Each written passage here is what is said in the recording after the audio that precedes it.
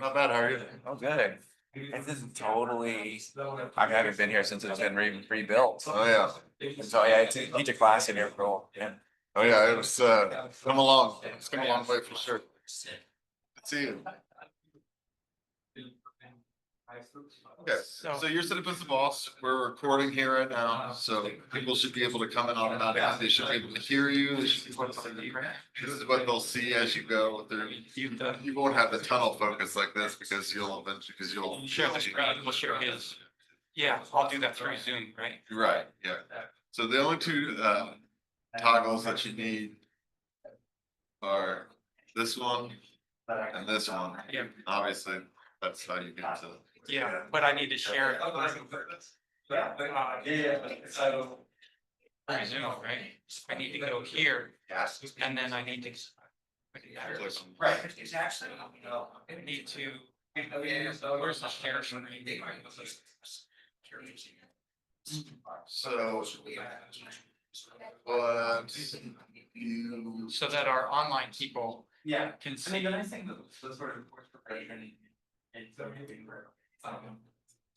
So they can see this. Oh, you don't have to do that, because remember when you put the presentation out, live stream will continue, but you'll be able to see it through the camera. Okay. So you won't have to share it. You can just do it on the camera. And so, show me that again. So, yeah, so you'll just be talking like this, hey, I'm gonna talk to you.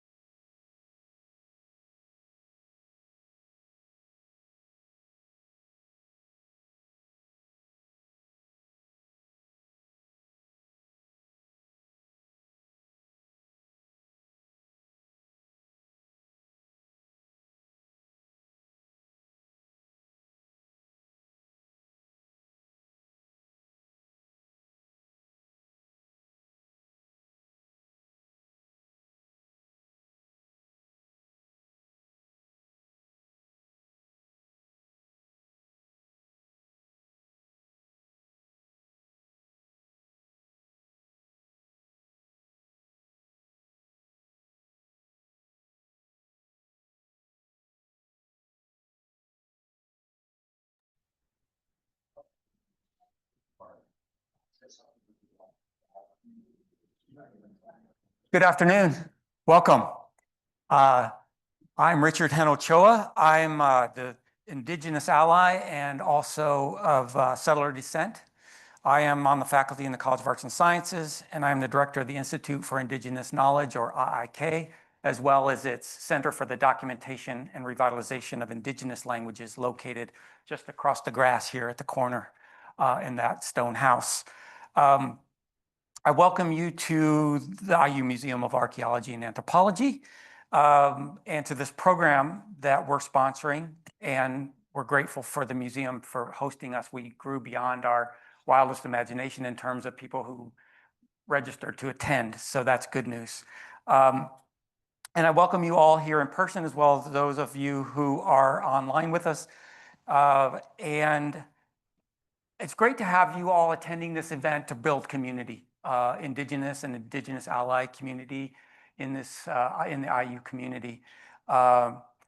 And I want to thank Brandy McDonald, the Executive Director and Chief Curator of the museum here, and the MAA staff for accommodating us. I want to also invite Sarah Hatcher from the museum to say just a little bit about what they do in the museum. Some of you may be familiar already, but some of you may not. So go ahead, Sarah. Thank you. It's very nice to see some familiar faces here in our space, as well as a lot of brand new faces. So particular welcome to those of you who have never been here before. I hope that this is the first but not the last time that you will be with us. This is the Museum of Archaeology and Anthropology. And as our name sort of implies, we are interested in people and how people live in this world. But we do not consider ourselves an old-fashioned museum. We are really working hard to be a museum of the 21st century. And for us, what that means is uplifting human voices and not telling stories about people, but telling stories with people. So I hope that while you are in our space, you are able to enjoy some of our exhibits. We have one that is not yet open, and I would like you to please make note of this flyer, which you can pick up at the front desk, and it tells all of the details about the opening for City on the River, which is an exhibit that looks at the place we refer to as Angel Mounds. It will open at noon on May 31st, and we will have a wonderful celebration. And if you have, happen to be around a little bit sooner, out here on the grassy area that Richard referred to earlier, on May 8th, we will have a concert out on our lawn. So please join us for these events and others as you learn to make the museum part of your daily habits. Thank you. Okay. Yeah, thank you, Sarah. I will just say just briefly before we take a little break so we can fill our plates with lunch and then come back and listen to Dr. Michael Ng. Just to say that IIK, we used to be called the American Indian Studies Research Institute, and the name was changed last year. And same with the Center for the Documentation of Endangered Languages was changed to Center for the Documentation and Revitalization of Indigenous Languages, as I mentioned. And that's not just a cosmetic change. It reflects a deep commitment to an Indigenous paradigm, one that honors Indigenous voices, Indigenous research methods, and Indigenous communities. And so the Institute is a community-driven institute The projects that we engage in are driven by community members themselves in co-equal sharing of the power that gets these projects done. And you can learn more about our paradigm on our website, but also feel free to inquire if you want to learn more. Send an email to iik@iu. Be happy to meet with you, to talk with you about that, because we, of course, are interested in not operating as a silo, but more building community with other faculty, staff, students throughout the university to engage in this kind of work that's important. So what is this Indigenous Inquiry and Impact Colloquium series that we just started this semester? And this is the 4th talk. This series prioritizes Indigenous and Indigenous ally scholars to center Indigenous voices and Indigenous matters.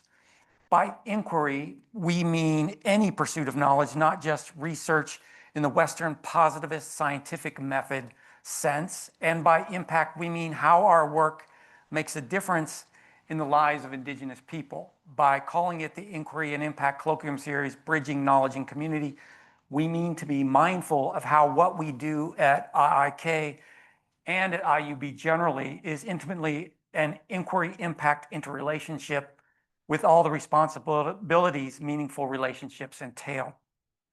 Before introducing Dr. Michael Ng, I think we should, if it's ready, we can go and get some food, bring it back in here, and we'll get started with Dr. Ng's talk. Okay?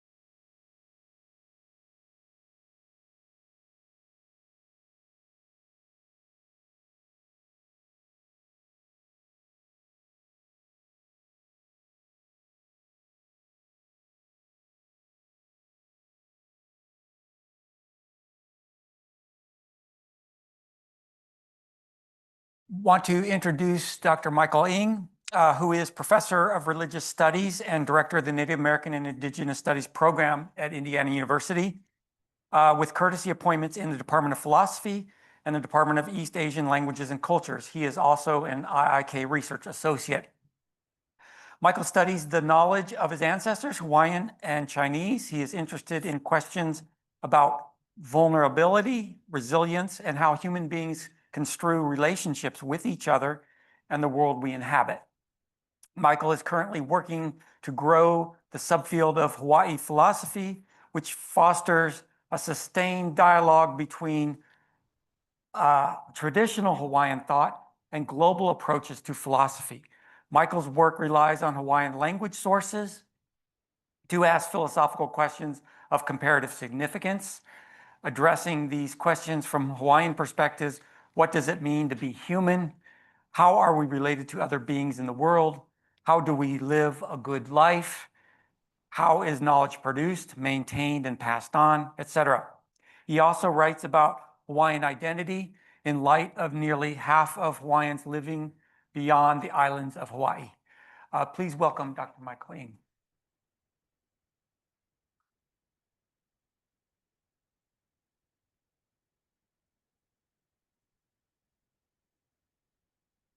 Thank you, Richard, and the Institute for not only hosting this event, but for hosting me as my office has been under renovation, and for Hanan, who's probably outside and who helped very much with taking care of lunch. I like to think of myself as somebody that studies AI, but not artificial intelligence. Instead, I study ancestral intelligence, which I will refer to as OGAI. Just in case you haven't heard that before. What I'm going to present here today is a part of a paper that's forthcoming in the Journal of World Philosophies. If not, probably not in the summer issue, then probably in the fall issue. And so I'm going to kind of essentially just give you a brief overview in terms of what goes on there. You can look at the details of the argument within that paper. And because of that, I'm going to move a little bit quickly just to make sure we have enough time here for discussion. So without further ado, let me see if this clicker works. Yes, it does. Here's an outline very briefly of what I'm going to cover. I'm going to talk first about the ideology of excluding indigenous thought as philosophy.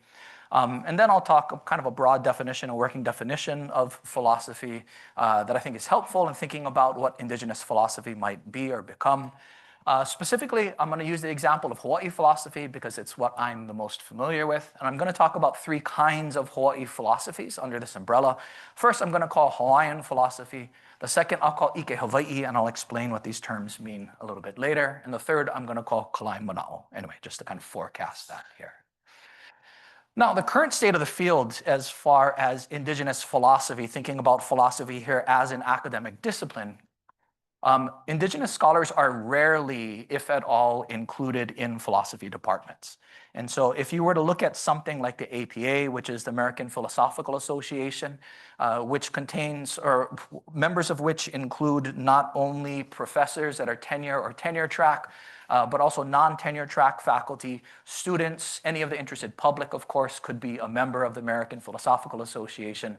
In 2023, 3,240 people of that organization reported their ethnicity to their organization, which represents about half or so of all the people there. And the following essentially is what came through. There were 23 people that identified as being American Indian or Alaskan Native in the APA, and about 7 Pacific Islanders, in comparison with about 2,599 people that identified as being white or Caucasian, about 76% of those who reported. Right, so philosophy as a discipline, of course, is pretty white, right? White representing.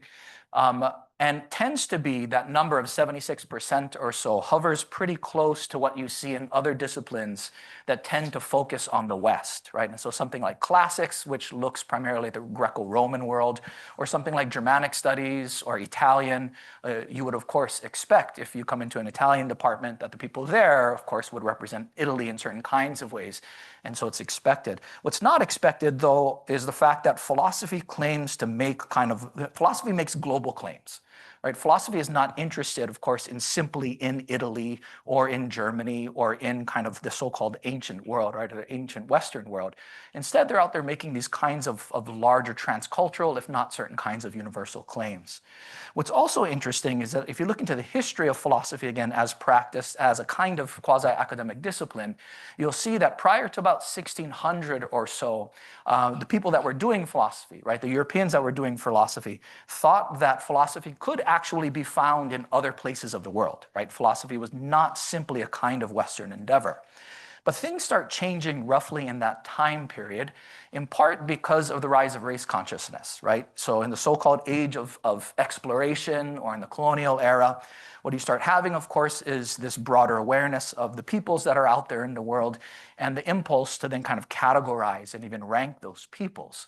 So the people that were foundational in establishing what's referred to sometimes as modern philosophy were also, of course, caught up in this race consciousness. And so you have founders, so to speak, of the field, like Immanuel Kant, who were teaching that Native Americans were, quote, uneducable and lazy, that people of the Pacific were not interested in self-development. Instead, they devoted their lives merely to idleness, amusement, and procreation.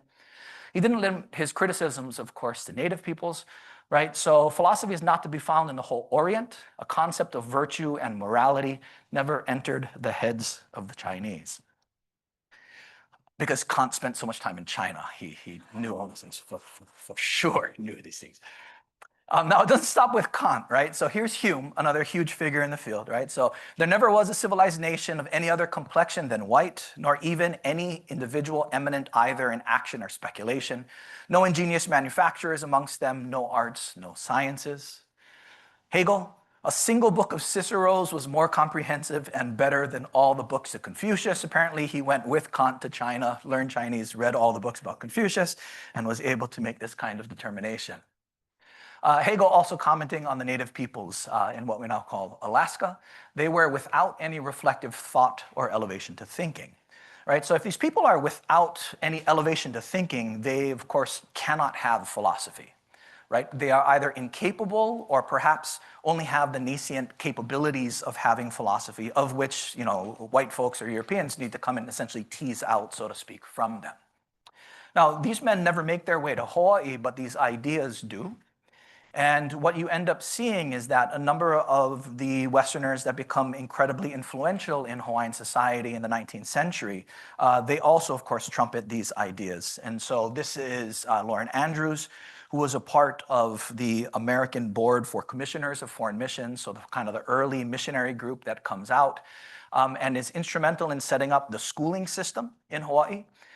He also creates the first dictionary, the first Hawaiian dictionary, right? So essentially putting that together at this time, this is what he writes as he's compiling this dictionary in 1838. There's a great want of generic terms in the Hawaiian language. This is a peculiarity that distinguishes it from the English, but not from other uncultivated languages. No people have use for general terms until they begin to reason. And the language of the Hawaiians shows that they have never been a thinking people. Sheldon Dibble was also a part of this group of missionaries that became influential. What's interesting about Sheldon Dibble, though, is that he goes back to the States. And I should say these men are, by the way, educated in places like Princeton Theological Seminary, right? So they're no slouches, so to speak, right, in terms of their intellectual capabilities. Sheldon Dibble, what's interesting about him is after he spent some time in Hawaii, he comes back up to the States and he does a lecture series. And so this is a part of the lecture series that he gives. He turns it essentially into what becomes the first history book written in English about Hawaii. And this is what he writes in that book. It's almost an entire destitution of the power of reflection, of originating thought, or of carrying on a continuous chain of reasoning. Among the uneducated heathen, instances are very rare of those who have the strength and discipline of mind enough to connect 3 links of a chain together and come to a satisfactory conclusion. There are instances of native shrewdness that may surprise and startle you, but very little of the power of reasoning. They are just the opposite of what we call a thinking people, right? So you see some of the same themes kind of echoing in their sentiments. Now, if we take a look, of course, at a little bit more of the current state of affairs as far as philosophy as an academic discipline is concerned, you don't have people, of course, that are trumpeting those kinds of ideas, at least explicitly, right? Instead, there are other reasons that are given for the exclusion of non-Western thought or indigenous thought. And those reasons include things, for instance, like the fact that some people articulate the idea that philosophy is a conversation from Greece to Europe and to the West. Right? And so because it has a particular kind of genealogy to that conversation, right? If you want to join that genealogy, you're welcome to.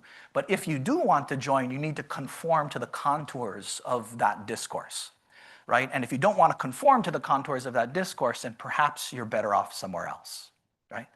Now, what's odd about this line of reasoning, which again was popular maybe 20 or 30 years ago, is heard less now, I'd say, is that, as I've already mentioned, philosophy itself makes these kinds of has universal aspirations, right, or at least transcultural aspirations. And so when philosophers are doing things like thinking about metaphysics, right, about the nature of the world, they're not thinking about the nature of the world, right, as it relates only to Europeans, right? They're thinking about the nature of the shared world that we all inhabit. And so you have this interesting tension within the discipline itself, where on the one hand, excuses are given that the discourse is very narrow. On the other hand, it's trying to make these really kinds of broad-based claims. So not only is that a problem with this particular claim, but another problem, of course, is that it neglects the diversity of defining philosophy within the tradition itself, right? So there isn't a single agreed upon uniform definition of what philosophy is. And that definition has changed, not only throughout philosophers, but of course across time as well. And if it has changed, why can't it continue to change, right? Why can't it continue to change to then incorporate these other ways of thinking? Now, by far and away, I would say the reason that you hear most often now for not including non-Western philosophy in philosophy is this idea of the lack of resources to expand, right? And so, for instance, if you're a philosophy department and you're able to hire somebody, who are you going to hire? Right? Are you going to hire, you can only hire one person. University is not going to let you hire an unlimited number of people. And so are you going to hire somebody that does indigenous philosophy, or are you going to hire somebody that studies Kant, right? And from their perspective, the choice is quite clear. You have to hire somebody that studies Kant because these kinds of things are much more foundational.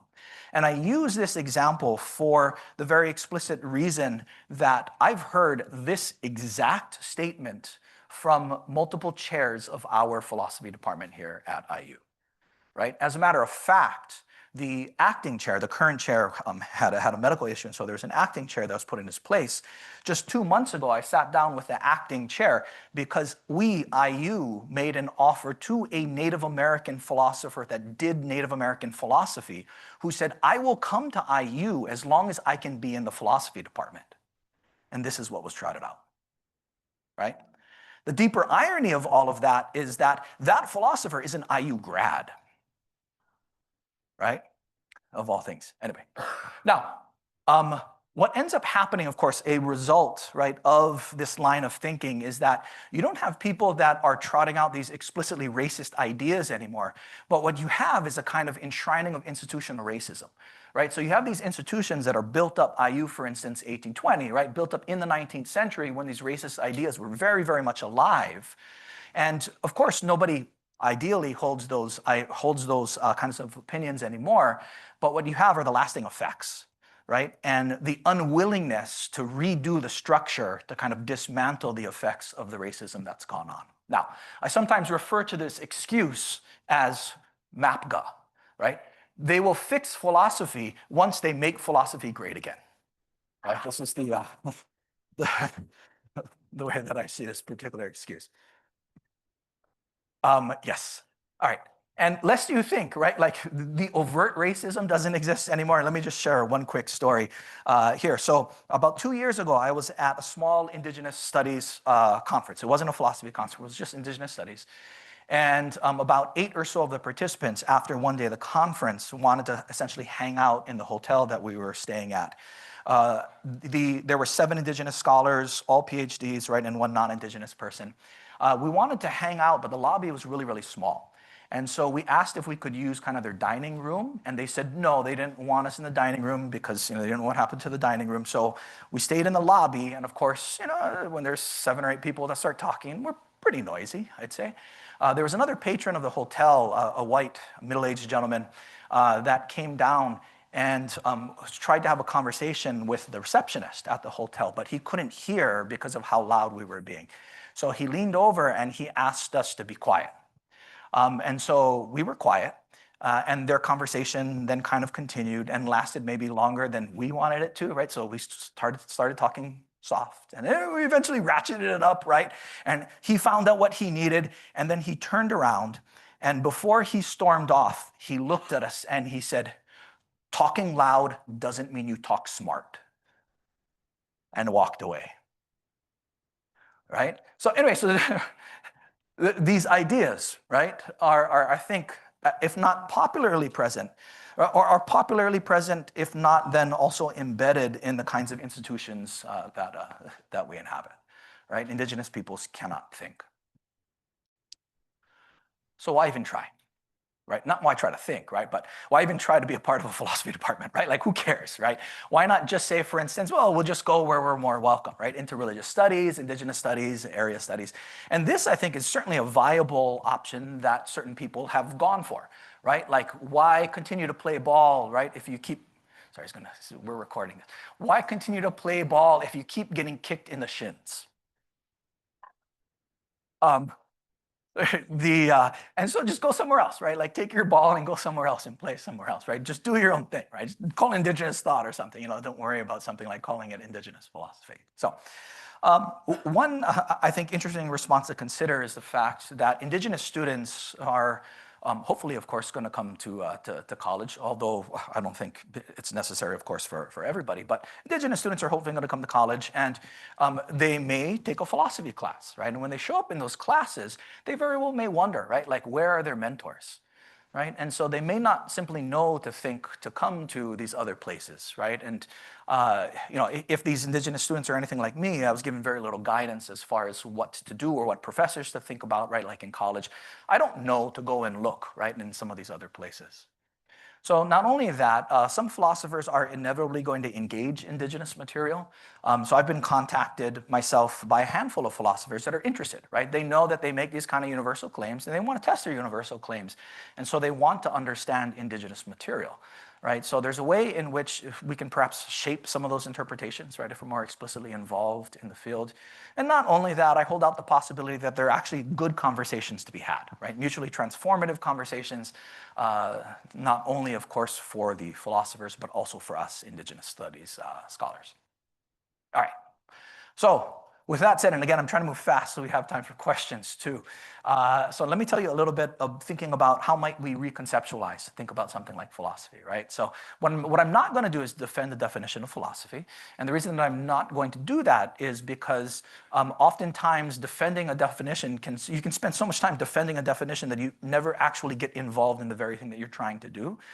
And not only that, that can also function as a way of kind of gatekeeping, the same way that I think philosophers sometimes gatekeep in terms of what counts as philosophy. So instead, what I'm going to do, I'm going to toss out a kind of a functional definition, right? Something that perhaps helps to facilitate the kinds of conversations that I'm interested in, something that acts as kind of like a bridge concept, right? So a term that allows diverse groups of people to articulate it in culturally specific ways for the sake of dialogue about shared interests. Right. So and I take this from Aaron Stallnacker, by the way, my one of our colleagues that's listening on Zoom. So a quick shout out to Aaron. All right, so I think about philosophy in this kind of more larger global context as something like intelligible reflections on how we might live a good life, right? So it's purposely, again, broad in order to encompass all different kinds of things. By reflections, I mean something like articulations of knowledge that are clarifying, interpretive, and or creative. By intelligible, I mean something to the fact that philosophy is something that's done in dialogue, right? You can certainly, of course, produce philosophy, I guess, having some kind of an internal dialogue with yourself, but oftentimes philosophy, of course, is done for the sake of expressing these ideas with other people. In Hawaiian, we might talk about them as some kind of a ho'ike, right? Something like a conversation partner or partners in knowledge. And in theory, we would draw from these partners in knowledge depending upon the kinds of questions that we're interested in. right? So if we wanted to think about like a philosophy of surfing, we would not only, of course, look at and engage in the act of surfing itself, and then, of course, think about the history of surfing, people that are involved in surfing. But surfing, of course, is a very global thing. And not only is it global, it's related to other kinds of things. Certainly things like oceanography, right? Climate change and all these things come into play. Sociology of surfing, some of the best waves in the world, of course, are not in Hawaii, believe it or not. But anyway, topic for a different day. So finally, a good life, right, is purposely vague, essentially in order to allow it to be defined, of course, in culturally specific kinds of ways. All right, so I want to talk now a little bit about Hawaii philosophy, right? Well, how might we think about Hawaii philosophy as one way of doing philosophy, perhaps then using that as a segue to think about indigenous philosophy, more broadly speaking. Hawaii philosophy I would think of as intelligible reflections on living a good life that are rooted in Namea Hawaii, which literally mean Hawaiian things, but broadly speaking means something like Hawaiian culture we would talk about in English. Now, Hawaii philosophy I think of as a kind of broad category, right, for different kinds of philosophical activities. And so I'll talk about these categories essentially existing on some kind of a spectrum between what I'll call Hawaiian philosophy and what I'm going to call Ike Hawaii. And again, I'll explain those in just a second. Just know that they sit on this kind of spectrum here from Hawaii philosophy to Ike Hawaii. And in between those, I'm going to talk about another approach I'm going to call Kalai Manao. And again, I'll explain these right now. The way that Hawaiian philosophy works, and you notice I'll use the term here Hawaiian, right? Hawaiian is not a Hawaiian word. One of the quick tests is if it ever ends in a consonant. Hawaiian words never end in a consonant, right? So Hawaiian is not a Hawaiian word. So these are essentially certain kinds of perhaps Anglo approaches to thinking about Hawaiian material, right? We might use methods and frameworks that are popular in philosophy as it's currently done now, which would include things like questions and approaches that relate to metaphysics, epistemology, ethics, logic, et cetera. Again, these are major divisions within the field of modern philosophy. What happens, of course, in these regards is we would do something like take Namea Hawaii and then situate it within those discourses, right, within those frameworks of knowledge. Now, in doing that, though, actually, let me give you a few examples of how something like this would work, right? And again, this is going to be real insider baseball, so like just don't even pay attention to the details, right? So this is how something like this might work, right? So Kanaka means native Hawaiian. Our Kanaka attitudes toward nanea, meaning pleasure, a form of intrinsic attitudinal hedonism as articulated by Fred Feldman, right? This is, again, a Western philosopher who looks, as you can see here, with regard to hedonism. Or how does ho'oponopono, which are ceremonies of reconciliation in Hawaiian, square with John Rawls' theory of justice? Is the na'au, which literally means the abdomen, which is also kind of the seat of the self in Hawaiian thought, the seat of reflection and feeling, a form of philosophy of mind, right? So again, these are the kinds of questions that perhaps we would say fairly standard modern philosophers might ask with regard to Hawaiian material. We could also, of course, think about, instead of bringing Hawaiian philosophy or Namea Hawaii into dialogue with Western philosophy, we can think about what happens when we situate it with regard to Chinese philosophy. And so here's some examples of that. How might Meng's theory of ren, which means compassion, help to explain the idea of aloha?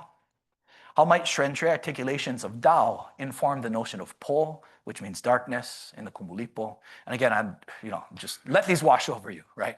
Does Kalapana present a kind of Zhuangzian perspectivalism in his ho'opapa? And again, what's going on in all of these cases is that Namea Hawaii is situated in a new environment, right? So it's decontextualized in certain kinds of senses, and it's essentially situated on that environment's terms. Now, if you know anything, of course, about Indigenous studies, this can be incredibly problematic because one thing that this can lead to is essentially appropriation, right? Appropriation in the negative sense. If there is a positive sense, appropriation for the most part, I think, is meant negatively. But it can certainly lead to appropriation. And so the question becomes one of, can this, first of all, be done responsibly? And if so, how? So I believe it can, and here's how I think it might be done. So here are some principles for participating in this idea of Hawaiian philosophy. First, I call the principle of positionality. So I'm thinking here primarily of a non-Hawaiian person, right? Let's say a philosopher, somebody that does metaphysics, let's say, that wants to think with Hawaiian material, right? So first of all, don't speak as an authority of Hawaiian culture, right, or on Hawaiian culture, but do be recognized as knowledgeable by the community, right? So that seems to be, again, kind of a criteria of participation, whether or not you're recognized as somebody that's knowledgeable by the community that you're studying. Also be aware of who benefits from your research, right? And this is something, and my original academic training, my doctorate and things was actually in Chinese philosophy. And this is not something that we tend to think about when we work with kind of non-Indigenous cultures, right? And so, like, for instance, the fact that there may be, I happen to be part Chinese, but there's plenty of people who are not Chinese that study Chinese philosophy, right? So let's say that there's a non-Chinese person studying Chinese philosophy. First of all, they make a career for themselves, right, by studying Chinese philosophy. So they're benefiting off the back of Chinese philosophy, essentially, by, taking its resources. And then who are they writing for? Right? If they're writing in English for non-Chinese folks, right, then it certainly seems that China isn't benefiting. Now, most of us are not going to care, right, about whether or not China benefits. But when we flip the script and we think about something in an indigenous context, right, like where you have, and again, these are things that have already been talked about, particularly in anthropology and things, right, but thinking about in terms of who benefits from that knowledge production. In the case of Hawaii, I would say something like becoming a hoa. Hoa means something like companion. Aloha aina is something, somebody that essentially cares for the land of Hawaii, or becoming a companion in protecting and revitalizing the sovereignties of the people, places, and other beings native to Hawaii. Right? So in other words, there's an additional kind of obligation, I think, that exists for somebody that's studying, a non-Indigenous person studying Indigenous traditions, or even Indigenous people studying a tradition other than their own, right? A certain obligation that exists that doesn't exist, perhaps, if you were studying other people's and doing philosophy with them. All right, second principle, principle of epistemic humility. All right, so the idea here, in short, is that we need to recognize that we know far less than we know far less than we do not know, right? Fairly self-explanatory, I think. What happens sometimes, right, are certain kinds of assumptions that are made, that have been made throughout large portions of the history of philosophy. So we ought not assume that, let's say, Western philosophical terms are capable of wholly explaining indigenous peoples or indigenous philosophies, indigenous ways of life. We ought not assume that Western terms are necessary for anyone to properly think about indigenous traditions. And we ought not assume that Western terms are the universal terms by which all humanity ought to be understood. Right? So if you can operate with these kinds of principles in mind, and then in the article I go into a bit more depth in terms of what these require, as well as a couple of other principles. This is the kind of thing, I think, that enables a responsible participation with regard to Hawaiian philosophy. All right, so that's one side, right? Let's talk about Ike Hawaii. Ike is the Hawaiian word for knowledge. It also means something like awareness, sense, experience, perception. And it also means to see. Essentially, Ike Hawaii means traditional Hawaiian knowledge, right? As done, we would say in Hawaiian, maikapo'omai, from the very beginning of time, from time immemorial, right? So the things that Hawaiian people have done for a really, really long time. And what I'll highlight here is simply the fact that Hawaiians, of course, like all other peoples, all other indigenous peoples too, have had incredibly complex networks of producing, disseminating knowledge, right? And so there's all kinds of terms, of course, for the idea of what constitutes an expert in the Hawaiian language, right? So these are all a part, of course, of complex networks of knowledge construction and transmission. And the knowledge that they would create would then be reflected upon and placed into a wide variety of things like histories, mo'olelo, ku'auhau, ka'au, mele, pule, hula, kilo, kaka'olelo. Anyway, a whole number of things, right, in which essentially reflecting on and practicing these kinds of traditions takes place. All right, so Ike Hawaii, of course, could simply be done in a Hawaiian studies context, right? So at the University of Hawaii, there's an entire school actually that's set up that houses the departments of Hawaiian language and Hawaiian studies. Lots of people, of course, practicing Ike Hawaii there. What I want to do is to think about what it would take to practice or to do Ike Hawaii in a kind of Hawaii philosophy context, right?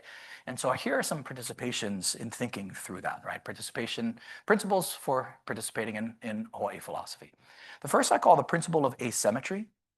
And this is essentially a kind of recognition of the fact that a lot of these people are involved in revitalizing knowledges that have nearly been destroyed, right? I would say that like what remains is like a vibrant fraction of a fraction, right? And so people are, of course, invested and spend a lot of time creating space for the possibility of that knowledge. And that takes a lot of time, right? And it takes away from time that you could spend on other activities.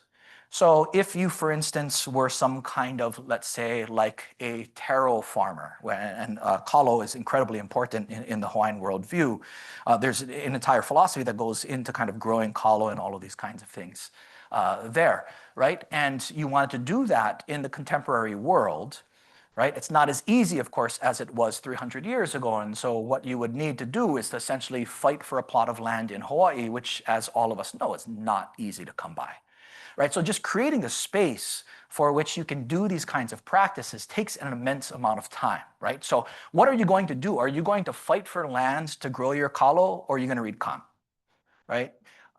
And when it comes down to it, right, oftentimes these are the kinds of choices. Of course, like both, right, would be another possibility in the ideal world.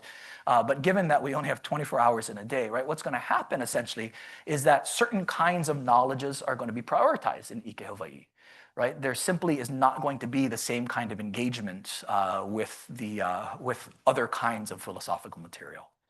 Now, given that this is the case, those practicing Ike Hawaii, I would say, want to be attentive to the limits of their understanding, right? And so, for instance, I talked about this idea of appropriation, right? So something like the word aloha, which all of us are probably familiar with, has been appropriated in various kinds of ways, right? Most of us here, I think, know that we ought not to use the term if we only have a very shallow, let's say, a dictionary definition of the term, right? And what it's kind of connected to. So I would say the same thing goes for, let's say, Kanaka Hawaii or Native Hawaiian folks that are working on Ike Hawaii that want to use other kinds of philosophical terms, right? So the term epistemology, for instance, is a term that's used pretty frequently in places like Hawaiian studies. And oftentimes there is kind of only a dictionary definition that folks are aware of, right? It's a study of the acquisition of how knowledge is produced or how knowledge is conceptualized, right? And on the other hand, epistemology is actually this whole study, right, that has hundreds of years of its own genealogy. Thousands of books have been written, right? So you being aware of the limits of our understanding, if you want to use the term epistemology to think about Ike Hawaii, right, then you also need to be aware of essentially what epistemology is in terms of a field of practice. All right, so also I will talk about this principle of ho'okama'aina, which essentially means becoming familiar. And this idea is essentially one that I think this is a fairly common experience, right? Although sometimes we tend not to think very much about it. When we first enter a new space, right, we enter that space as a kind of malihini, we would say in Ololo, Hawaii, or as like a stranger or a guest, right? And if you're a guest or a stranger in that space, then you would, Hawaiian word noho is kind of this really loaded word because it means to sit, to live, and abide, and all these kinds of things, right? So you would essentially sit and listen, right? You wouldn't come in and dictate the terms of that space. And essentially what I'm recommending here is something similar with regards to the practices of Ike Hawaii when they go out and engage with other kinds of non-Kanaka material or non-Kanaka ways of thinking. Right? What we or they would want to do is to essentially learn the mo'okuauhau of those terms, right? In other words, the genealogy of the conversation. Right? This conversation had some kind of beginning, where did it go, how did it branch out? And if you want to work to become a mana, a branch of that conversation, right? And last but not least, related to this principle of ho'okama'aina, advocating change in proportion to our knowledge. Right? And so for very understandable reasons, Indigenous people, of course, are quite upset about a number of things as far as our contemporary society is concerned, right? And I think there is this impetus to push, rightfully so, for certain kinds of changes, right? But we also want to be sure that that the kinds of changes that we're advocating for are in proportion to our understanding of the lay of the land, so to speak. All right, almost done, I promise. third approach to Hawaii philosophy is this kalai mana'o approach that I've been talking, that I mentioned earlier. Kalai means to carve. You can use this and attach this to like canoe carving, for instance, or other kinds of things. Mana'o means thought or idea. So kalai mana'o is a kind of like thought carving, if that makes sense. This is coincidentally the way that the word philosophy is translated into contemporary Hawaiian. It's translated as kalai mana'o. So what I'm talking about in this particular approach is kind of a blending of the other two approaches that I was just talking about. So it's a bringing of Namea Hawaii into new conversations and yet remaining faithful to their mo'okuauhau, right? To their deep ancestry as far as these ideas are concerned. So it's similar to Ike Hawaii in that it articulates Kanaka ways of being that are rooted in traditional frameworks. But unlike Ike Hawaii, the relationship is more symmetrical, right? And so we're going to work to have also a deeper knowledge as far as the other kinds of principles or the things that we're borrowing in order to articulate this idea of kalai mana'o. Similar to Hawaiian philosophy, non-native terms and concerns might be used to understand Namea Hawaii, but unlike Hawaiian philosophy, they don't direct the endeavor, right? So what we're using as, again, a kind of framing, so to speak, right, is the Hawaiian thought itself rather than non-Hawaiian methods, so to speak. All right, before I give you some examples and explain it in more detail, let me also say that I believe at least that our kupuna, meaning Hawaiian ancestors, have been engaged in these kinds of practices for quite some time, oftentimes using the word Hawaii imiloa, which is a traditional term that refers to the Hawaiian that searches far and wide, right, is what the term literally means. And often the idea is what they're searching for, what we are searching for is knowledge, right, that we would bring back from other locations, right? So Hawaiian culture, of course, one way to conceptualize it is as a very rooted culture, right, rooted to the islands in particular kinds of ways. But another way to think about it is it's also a very routed culture, right, routed to the sea and routed to going all these ways. And so Hawaiians were very, very interested in terms of what was going on outside of Hawaii, right? And how might we bring it back and perhaps integrate it in certain kinds of ways. So let me illustrate this with a couple of examples. So this is William Ho'opili Ka'auwai. He was a government official in the 19th century. In the 1860s, he went with the queen at the time to England, right? And if you're going to England, you got to sail by boat. So of course they stopped in a number of places along the way. And he took meticulous records of all of the things that he saw. And when he came back, he published them in a series. Hawaiian language newspapers were a really big deal back then. I think there were 18 installments that he publishes in, and he lists all kinds of things. The colors of the hills in England and the animals that are eating the grasses and all these kinds of things. He visits with Queen Victoria and talks all about Queen Victoria. Anyway, at one point, he breaks into an explanation for why he's including all of these details, right? Like, why should you care? This is what he says. There is no knowledge that escapes us. For there are not many peoples of the world that acquire knowledge like this. You are a person of Hawaii, right? Perhaps so, if not a Hawaiian who searches far and wide, right? And so there seems to be this idea, right, that part of what it means to be Hawaiian is that there is no knowledge that escapes us, right? There's a certain kind of hunger for knowledge, even if it goes beyond what Hawaii is. All right, one more example. This is Kepelino Keokolani, who also lived in the 19th century. And he uses the image of an ahu in talking about this. This is an altar made out of rocks, as you can see here, right? These are loose rocks packed together in very particular kinds of ways in order to make a kind of altar. And here's what he says. The Hawaiian who searches far and wide is like a wondrous altar. The foreigner might go about gathering things, but the work of the Hawaiian who searches far and wide is never done, right? And the idea, again, in this context seems to be that the rocks are something like knowledge from around the world, right? And what Hawaiians are going to do is essentially to collect these rocks and form them, right, into a kind of altar. Kepelino, interestingly enough, is a convert to Catholicism. And he writes a book, and it's very much almost like a Hawaiian quasi-Christian theology, right? And so he clearly sees himself as practicing this, right? That Christianity has somehow brought over certain kinds of knowledge, and he works to incorporate then that knowledge into this ahu that he's building. All right. So here are a few principles as far as kalai mana'o is concerned. The first is the principle of what I call Hawaii or Hawaiianization. Right? And so if you're going to practice kalai mana'o, what you're going to do is to borrow any and all concepts, methods, and other forms of knowledge that are relevant for the concerns of Kanaka Hawaii. right? And what I mean by the word borrow here, of course, is as a kind of consensual gift giving, right? So we're not going to take essentially the ideas that don't belong to us, so to speak, but we're going to borrow them in a kind of thoughtful way. And anyway, in the article, I say more about borrowing, but you kind of get the sense, I think, of what I'm looking at here. So if we wanted to think about something, let's say, here are a few examples of how Kalaimana'o might work. Pono is a very central concept in Native Hawaiian thought. It means something like goodness. If we wanted to think about what goodness is, right, what is pono? Well, we might begin with, of course, a deep understanding within the tradition, right, a historical, contextual kind of understanding as far as what constitutes pono.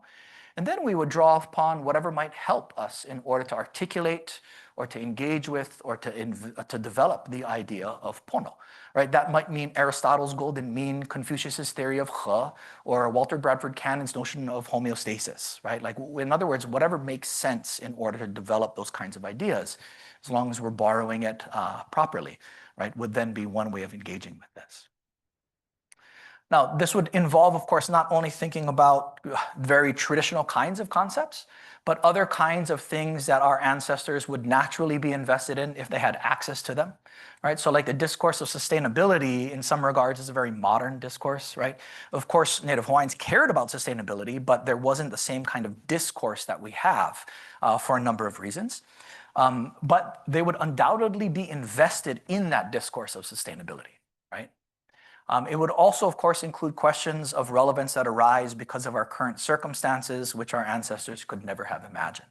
So things like, for instance, what should be done about Western scientific endeavors on our mountaintops, which is a big deal in Hawaii, or even how does the ability of the internet to create virtual communities complicate the identity of the Native Hawaiian community, right, the Lahui.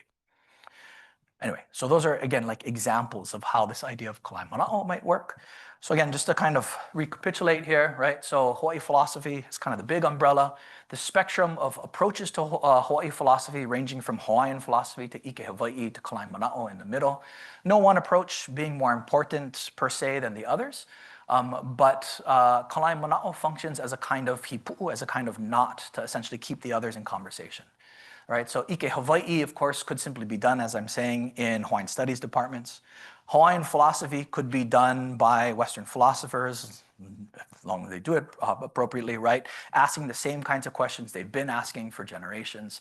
Kalaimana'o, on the other hand, I think functions as a way to ensure, right, that there's some kind of conversation that's taking place between those groups. Okay, I'm done.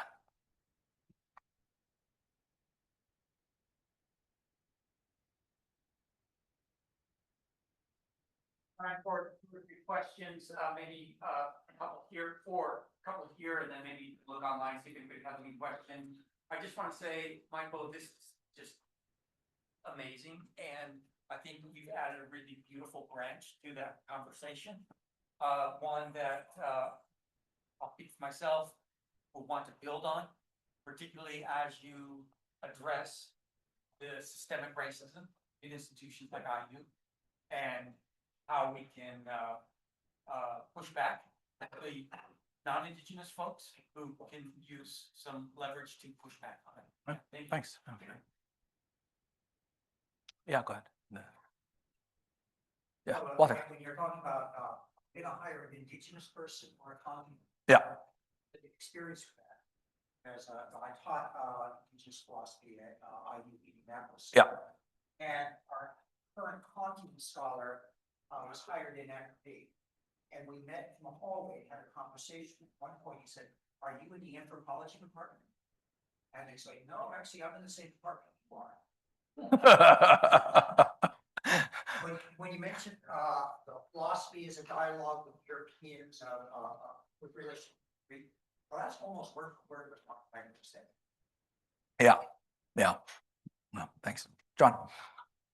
First of all, it's what this talk,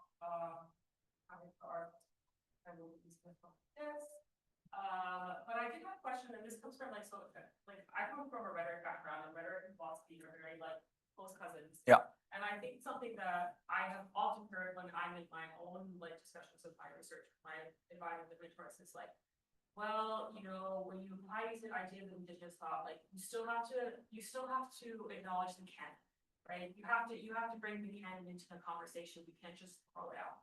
Yeah. And so I was wondering, like, if you're thinking about this idea of a climate model as like a way to resolve that question of like thinking about, we need the canon, right? We need these people to define our field, because if we don't have them to define our field, what are we? Yeah.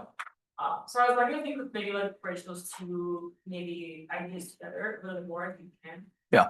So I do think there is this fear, somewhat unfounded, right? That like if you don't have a series of folks, if you don't have a canon, then you don't have a field.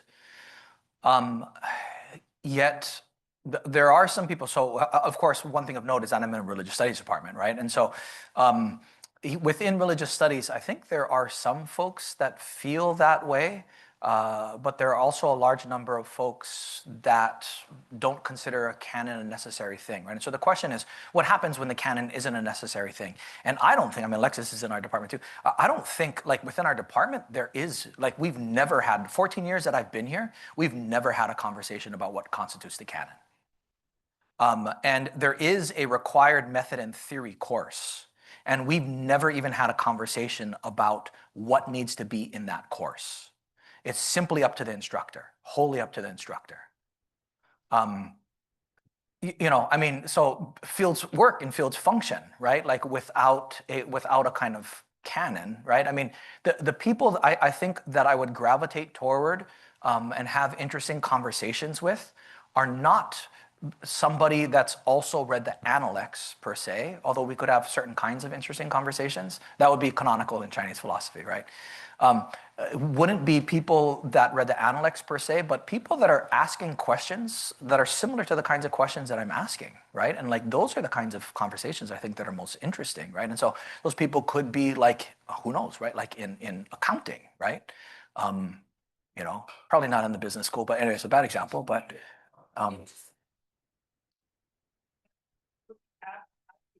yeah. Well, okay. Then, indigenous philosophy, or this is what I think here in my case, so I'm Right. just interpreting, but like, this is all well and good, but can you teach history of rhetoric? Yeah. Can you, go into our classroom and teach yourself? Yeah.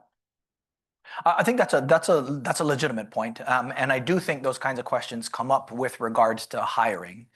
And so I know when I was getting hired here, I came from an East Asian department, I should say. That's where I did my PhD, right? And so would I fit in a religious studies department? And so there were questions with regard to how would you teach like an introduction to religion, which I came prepared to answer because I knew that question was going to be asked of me. And I gave the answer, well, like I would take some kind of, there's a book, I think it's still widely used, called like 8 Theories of Religion or something like this, which marches through people like Marx and, a series of kind of, Durkheim and all these other folks that are kind of by some considered a part of the canon. And so this is what I said, right? I'll do this, right? And then one of the faculty actually responded and said something to the effect of, this isn't exactly what she said, but the way that I took it was, that really lacks creativity.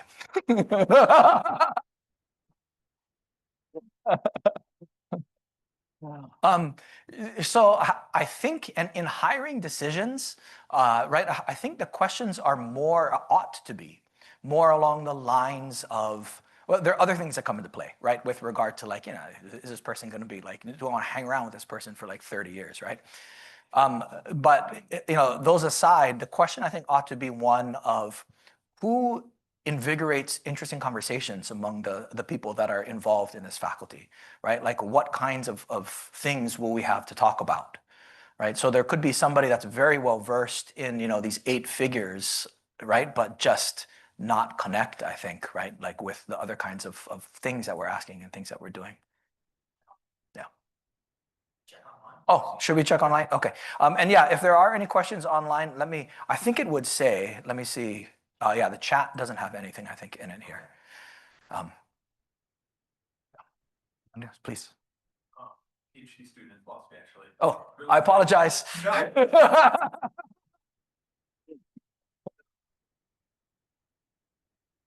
He does. He's a friend, yes. Yeah. A lot of people, and I know this is the case in other philosophers, whether faculty or grad students, like, and I took a bunch of classes with Aaron and, to Chinese philosophy. Yeah. And I think there's a sense that among a lot of people who like aren't familiar with it, that like, yeah, I would love to include, you know, Confucius among something alongside Aristotle in my intro philosophy class, Right, and my right. intro ethics class. Yeah. That would be awesome. There's so much cool comparative work going on Right. on these figures, but I'm terrified of like getting it wrong, Yeah. screwing it up, and you know I can teach Aristotle, Right. because take however many classes on philosophy. Yeah. Yes. What do you say to people who have that kind of like, you know, it's not a problem of like, well, this isn't philosophy, where it's too. Yeah. not rigorous, whatever. They're just Yeah. like, oh, Afraid. Yeah. Yeah. yeah, what do you say to that guy? Yeah. So I do think Shelby, what's her last name, Alexis? Nesbit? You know what I'm thinking about? Who was was in Georgetown, I think, in the philosophy. Anyway, this is Shelby Nesmeyer. Anyway, I can't recall what her last name is, but she is a Native American philosopher. And one of the things that she did, and she partnered up with another Native American philosopher to essentially do like a 2 or 3 week long workshop, right, for philosophers in terms of how to teach this kind of material, right? And so I do think, well, NEH is pretty much extinct now. But anyway, in better days, right, like there were, I think, these kinds of more immersive activities. And so certainly what is not enough is simply picking up a book and reading about it. In the indigenous case, I will say, right, is picking up a book and reading about it and then teaching it. That is certainly not enough. And so it really becomes, again, like this question of how do I engage with the community in ways that in other words, if I'm taking resources from the community, what am I giving back to the community? Is it simply the fact that I'm like raising awareness of what their needs are? That may be something, right? Am I giving back to the community in ways that the community finds it meaningful? Right? I think those are extra kinds of obligations that come into the picture when you're working with Indigenous philosophy. So I do think that there is an extra amount of care that needs to be given in terms of how that knowledge is acquired, who it's acquired from, right? Are you learning it from, you know, peoples that are from these communities that want to teach it to you, right? Or is it, you know, a series of YouTube videos or something like this, right? I do think that's like an extra factor there. Now, I will also say a couple of things with regard to that. So generally speaking, with regard to less commonly taught philosophies, there is one strain of thought that says, and Steve Angle and Brian Van Noorden and a number of these other folks have worked really hard to do like summer workshops on Chinese philosophy. And there's several of them, one in Hawaii, and another happens in China every year, I think. And Steve has done a couple up at Wesleyan. And that's had some great success in terms of having people incorporate those ideas in. But there is also some resistance. There's fear, I should say, that that will be considered sufficient, right? So if you can now offer a class on Chinese philosophy, now your department no longer needs to hire somebody that actually is as their area of study, right? Chinese philosophy. And I think that's a legitimate fear. And I don't know how to work around that. But to just kind of to toss that out there as another issue. Yeah. In the interest of time, maybe unless we have one more. Sarah? Yeah. What do you think the impossibility of the Indigenous philosophy from the Hawaiian philosophy itself? From the Hawaiian philosophy, is it impossible, you're saying? Or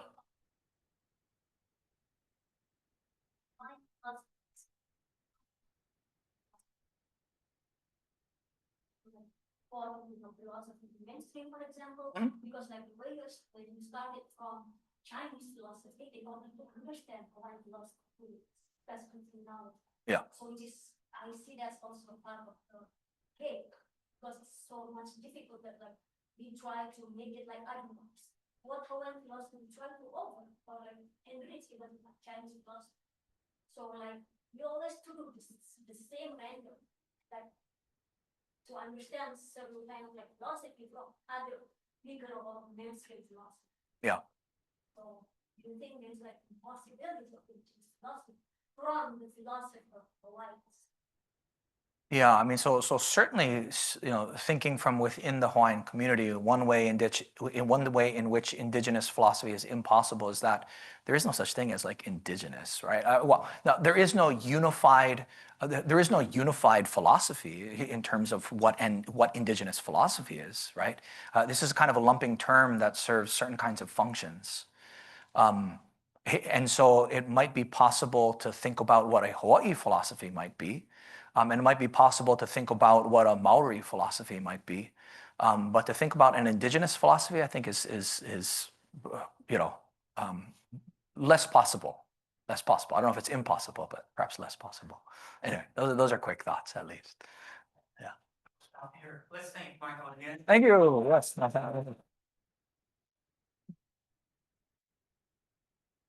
It's really, really wonderful to hear your voice and learn from you about this.